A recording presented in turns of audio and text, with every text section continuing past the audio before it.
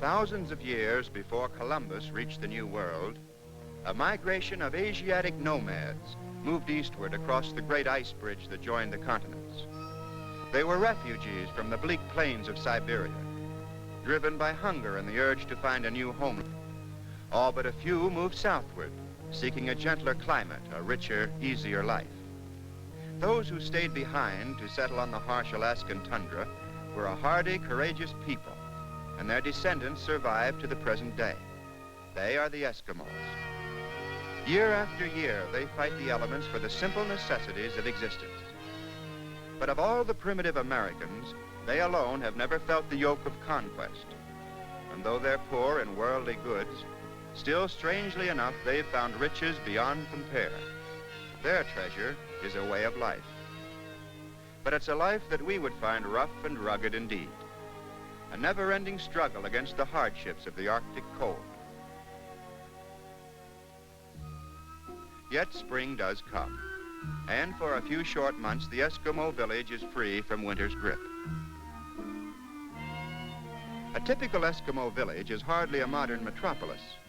There's no corner drugstore here, no theater, not even a post office. But on the other hand, there isn't any jail either. The architecture isn't pretty, but it is practical. Since this is a treeless land, building materials consist entirely of sod and driftwood.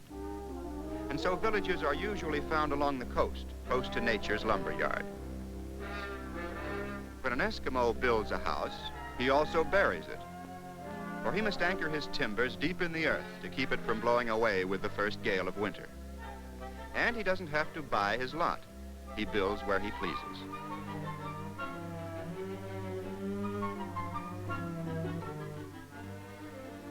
He uses no plans, but builds almost by instinct. For Eskimo methods and customs never change. They've been passed down from father to son through countless generations. A good thick layer of earth, firmly packed, and the house is finished. Here it is, home sweet home, complete with northern exposure. Every moment of the short summer season must be used to prepare for the long winter months ahead. Each day is carefully planned, and the building of a whaleboat is a matter of first importance. Eskimos are fine craftsmen. Working with only the crudest of hand tools, they get remarkable results.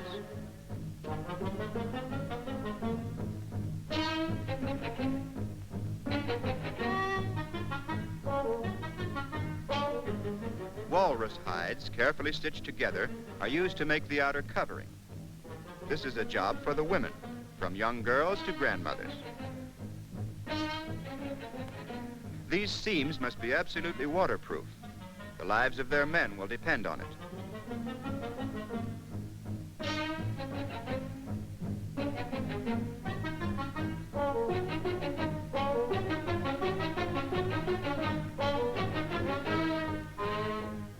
Next, the men take over again and lash the covering to the boat frame with rawhide thongs.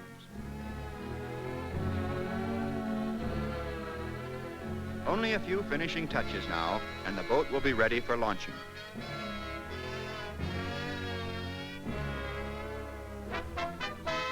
For the children, summertime is mostly playtime.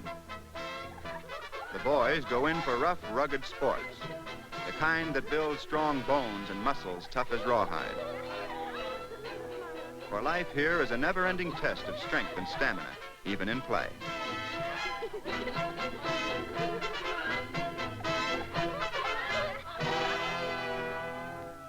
The games of the girls are more restrained.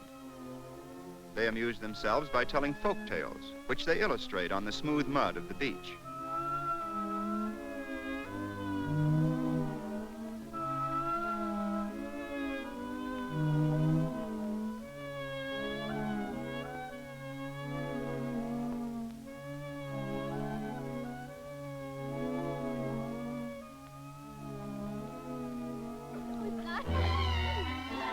But the finest sport of all is blanket toss.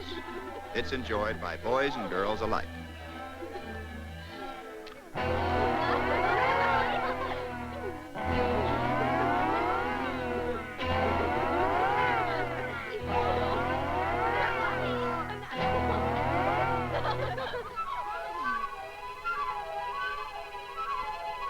Perhaps the best hunter in the village is Koganak. There must be only one shot for one bird. Ammunition is precious, and a miss can mean an empty stomach.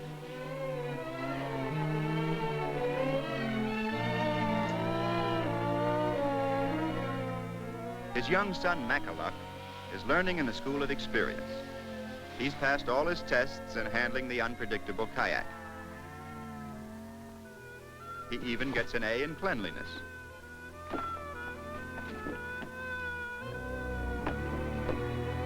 As his schooling progresses, he learns the use of weapons, both ancient and modern. Indeed, there are many things a father must teach his son.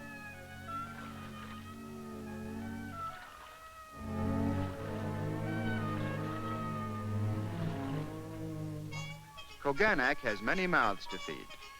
Besides his wife, Ananak, and his infant son, Moan, he has a daughter of marriageable age named Pelea, as well as 3 younger girls, Napesha, Chikoyak, and Nialak. The boy baby is always the idol of the household.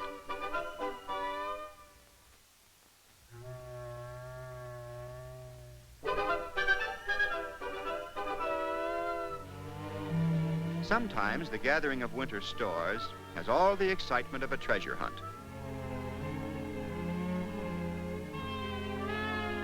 The trick is to find the home of the tundra mouse. He's not the object of the search, but his storehouse is full of tasty nuts and berries.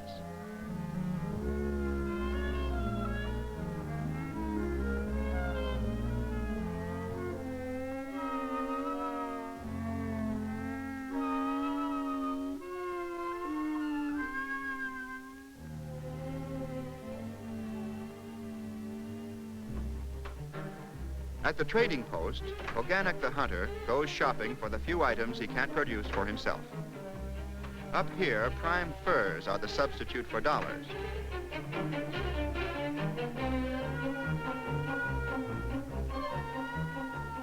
And when it comes to making change, poker chips take the place of coin.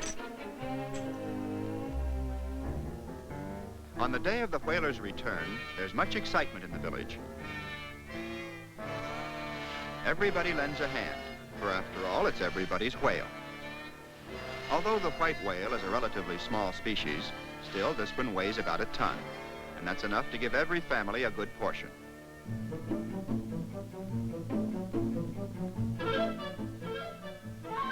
And now for the treat, a nice, tasty chunk of whale skin. It's the Eskimos' chewing candy. They call it muktuk. And it has a taste like beech nuts, they say. Anyhow, looks like it's good for the teeth. Every part of the whale will be used. Even the intestines are saved. They supply the Eskimo with a sort of natural plastic for which he has many uses.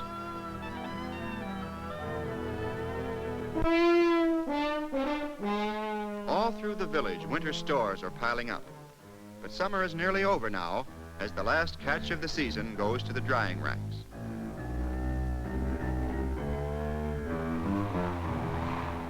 The frosty breath of the Arctic sends a foreboding of what's to come. The dogs sense the change. They know that the days ahead will be filled with hardship for dog and master alike.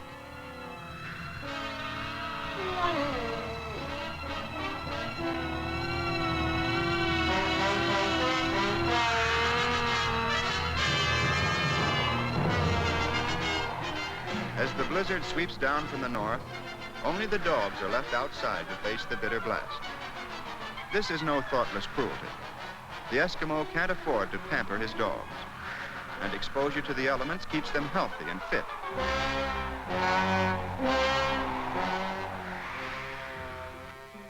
And now, Koganek and his family settle themselves for a long winter underground. There'll be few idle hours. Still, there's always time to relax with a good book.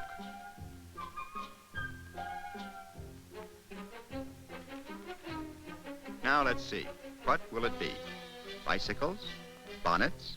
Banjos? No, not much here for an Eskimo to get excited about. Wait a minute, here's something more useful. He could certainly use a rifle, some tools, a kerosene lamp, an ice box. Ice box? Why, these people have the world's finest deep freeze right in their own living room. Raiding the ice box is an old family custom, for an Eskimo's appetite isn't regulated by the clock. When you're hungry, you eat. This tasty tidbit is raw fish, preserved in seal oil. Since meats, fats, and oils build body energy, they're the main items in the Eskimo's diet. The pattern of Koganek's life is an endless circle. In the winter, he makes weapons to use in the summer, to provide food for the winter, when he makes weapons to use in the summer, and so on. His tools are crude, his weapons primitive. Still, Koganek has great faith in these things he carves with his own hands. Indeed, he relies far more on his throwing stick and harpoon than he does on his modern rifle. Elsewhere in the village, Koganek's neighbors find other tasks to fill the long winter months. This woman is using the dried intestines of the whale to fashion a raincoat. Strands of grass are stitched into the seams, making them completely waterproof.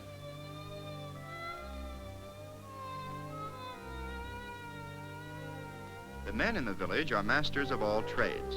Broken dishes are no problem here, for a bowl carved from driftwood is almost bound to wear well. This man takes time out to indulge in his favorite hobby, ivory carving.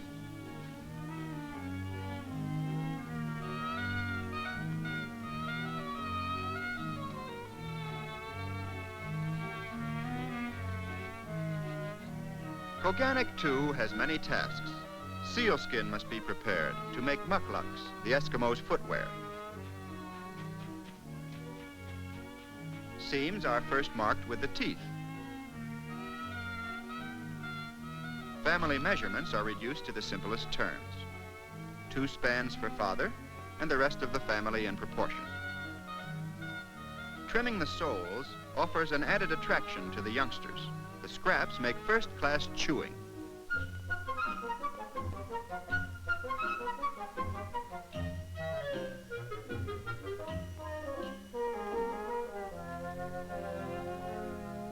Pelea, the eldest daughter, takes a special interest in her boots, for she's soon to be married, and these will be added to her hope chest.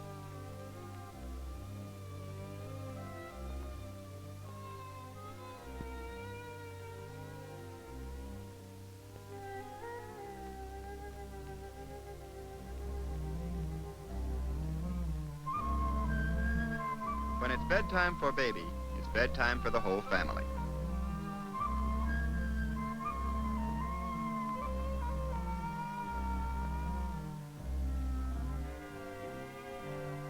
Lights out, and so to sleep. Tomorrow's sure to be another busy day.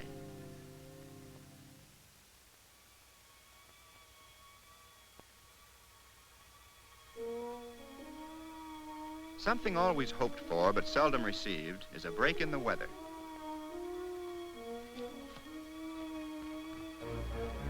Whenever a clear day comes, it's a signal for an outburst of activity in the village.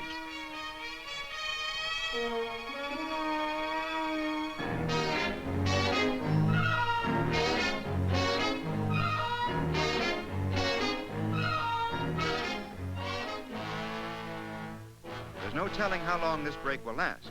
What's to be done must be done quickly. Food supplies must be replenished. Drinking water is low. Wood boxes are empty. And so the dog teams are made ready as the different work parties prepare to carry out their appointed tasks.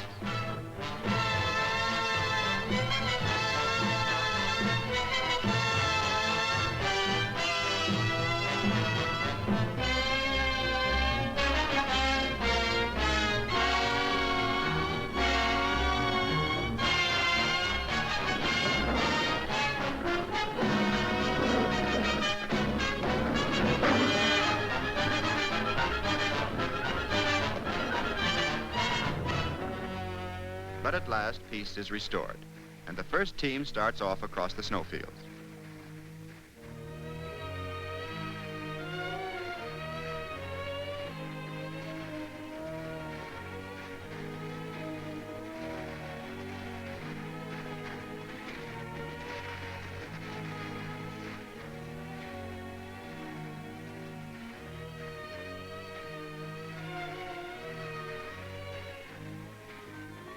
The beach party, searching for fuel, finds driftwood not only along the beach, but also some distance offshore, where the pressure of the pack ice has forced it to the surface.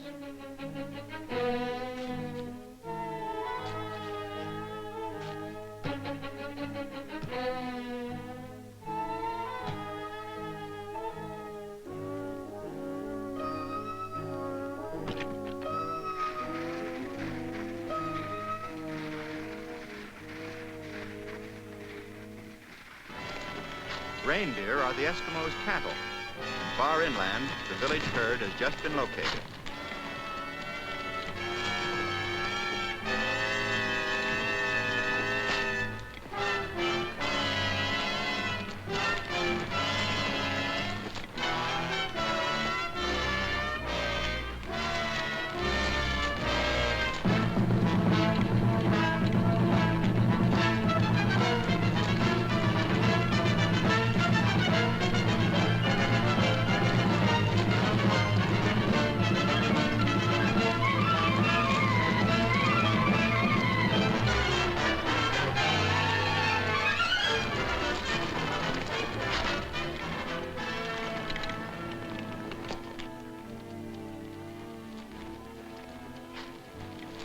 After a steady diet of raw fish and seal blubber, fresh reindeer steaks will be most welcome.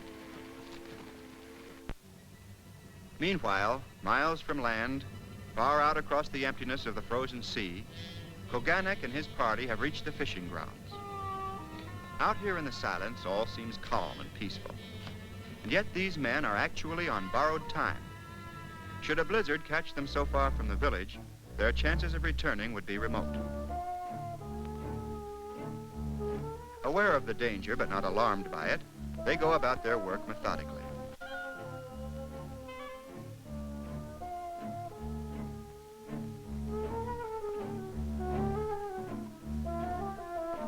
These are needlefish, a great delicacy. They're eaten as is, spines and all.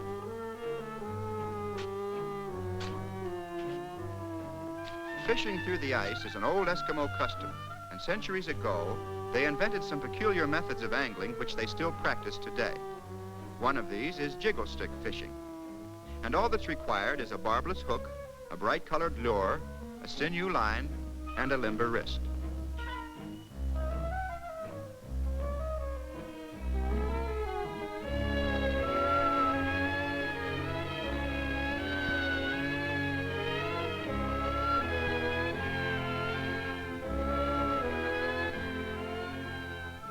On fishing expeditions like this, the puppies always tag along. Actually, it's part of their training for the hardships of the trail. But to the pups, it's better than a picnic. After all, there's no telling what a fellow might pick up if he's on his toes.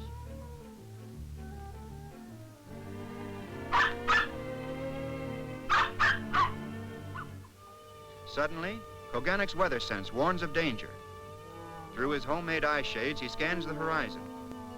A storm is not far away and closing in fast. They may have waited too long.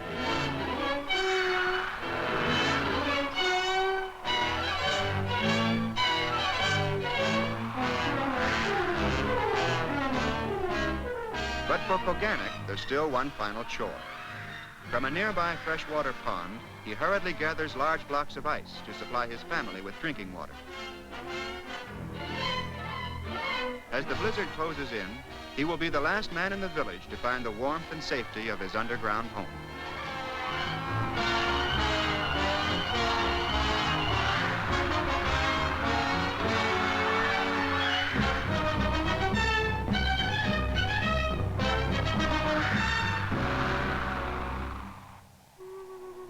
Koganuk's safe return is a festive occasion, and so tonight his family will celebrate over a delicious bowl of blueberry ice cream.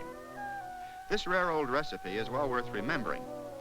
Take one bowl last summer's blueberries. Not just any blueberries. They must be preserved in fish oil, which gives them a racy, slightly fermented flavor. Meanwhile, to one skillet of slowly simmering seal blubber, add 2 heaping handsful raw reindeer tallow. Then pour this savory sauce into a large driftwood mixing bowl. Now, add several tablespoons plain drifted snow and mix thoroughly, by hand.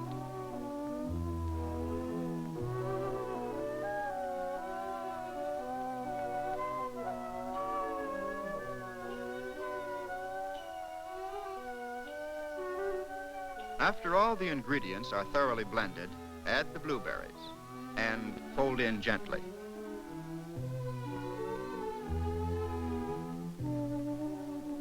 Finally, clean utensils thoroughly and serve. This mixture is called akutak, the blueberry ice cream with the fish flavor.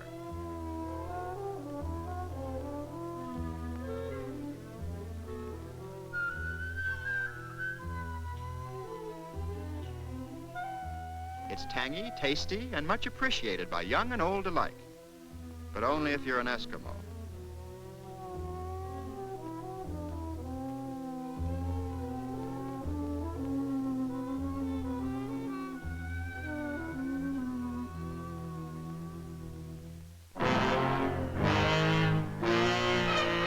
Days pass, and weeks, and still the blizzard howls across the village.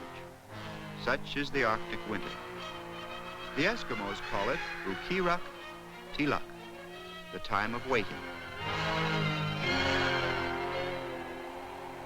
But finally there comes a night when the sky's clear and a frosty moon heralds the coming of spring. For on this night an elaborate ceremony will take place. Of course, everyone will attend, even the baby.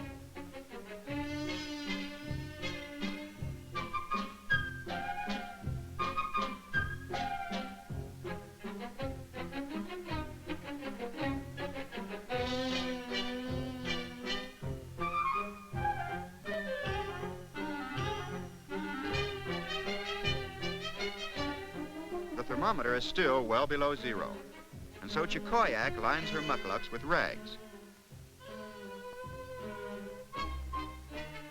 to which Papa adds a generous padding of straw.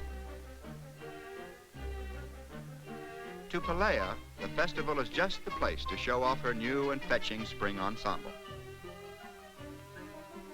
Makaluk waits impatiently as Papa at the last minute decides to go full dress. And so he simply turns his everyday clothes inside out to display its gorgeous lining of goose feathers.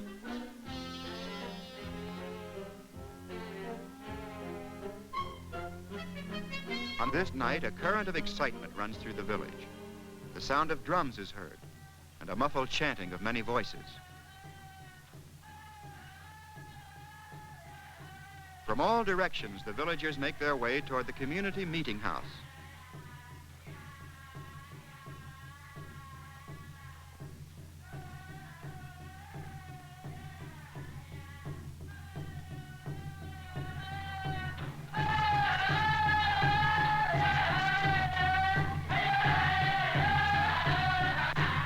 On this night of nights, the villagers thank their gods for the passing of another winter, the coming of another spring. The masks represent the gods of the sky, the sea, and the land. To the god of the sea goes special praise, for he took only 3 lives this year, a small price for the bounty he gave.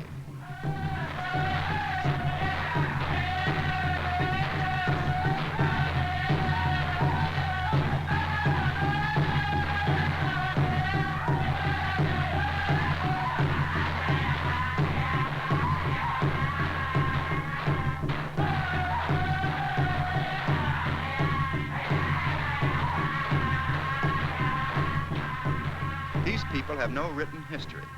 All their tribal lore is preserved in these ceremonies.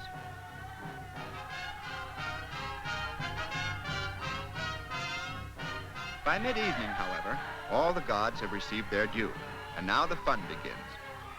The tempo quickens, and the performers exchange their solemn masks for the grinning faces of comedy. Actually, these are caricatures of the villagers themselves, and the dancers spare no one in a round of good-natured ridicule.